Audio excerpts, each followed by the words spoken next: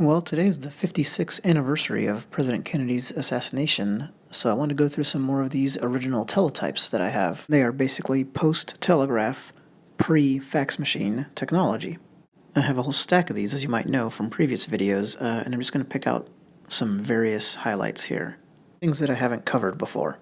First one is some reaction from Illinois, where a couple of different people express well-founded suspicion at Lee Harvey Oswald's murder. One of them was a judge, from Chicago no less, and he said it seemed like a gangster-fashion murder.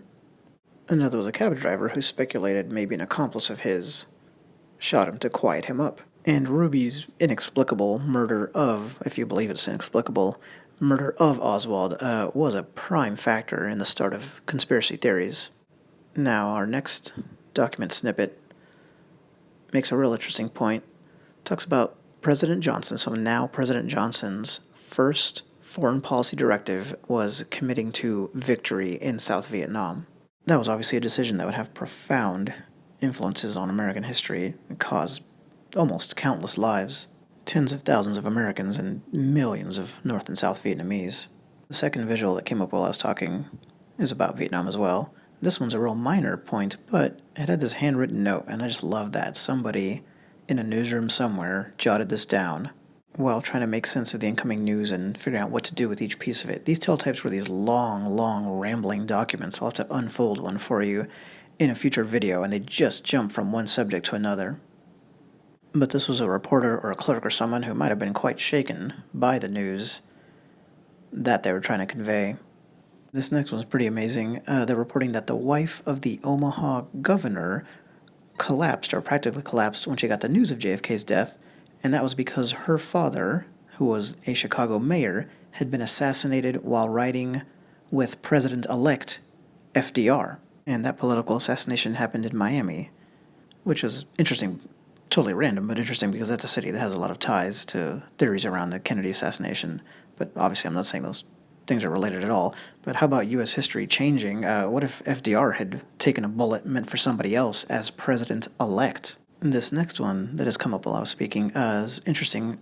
Same vibe. This is a statement by Russell Long, Senator Russell Long, who was the son of the famous and infamous Louisiana political boss Huey Long. Huey Long was killed in the state capitol by a gunman. Now let's go from politics and political murders that affected people who were hearing about Kennedy's assassination to Hollywood. Kennedy was beloved in Hollywood, and I thought this was interesting. You don't think about this, but the news was spreading from movie set to movie set, studio to studio. So different film productions and television productions, just stopped in their tracks as they got the news.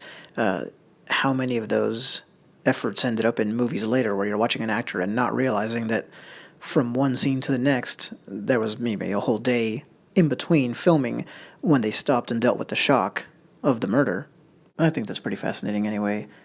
It also mentions here how Bob Hope was trying to speak, I guess basically on behalf of Hollywood or whatnot, and that he could barely speak as he did so. It's almost odd to think of a young Bob Hope, because I knew him from television as a kid when he was advanced in age and he'd appear on all the talk shows. Speaking of stars, jockeys, horse racers, they were big-time stars back in the day. Willie Shoemaker was one of them. I even remember that name just completely randomly somehow. And this is talking about how he refused to participate in a race out of respect for President Kennedy. This last one here is really moving, I think. So what we've got is a woman who saw the announcement, on the news, on the TV, of President Kennedy's death, and then died herself. Her daughter says that the mother's final words were, "Oh my God, it had to be him."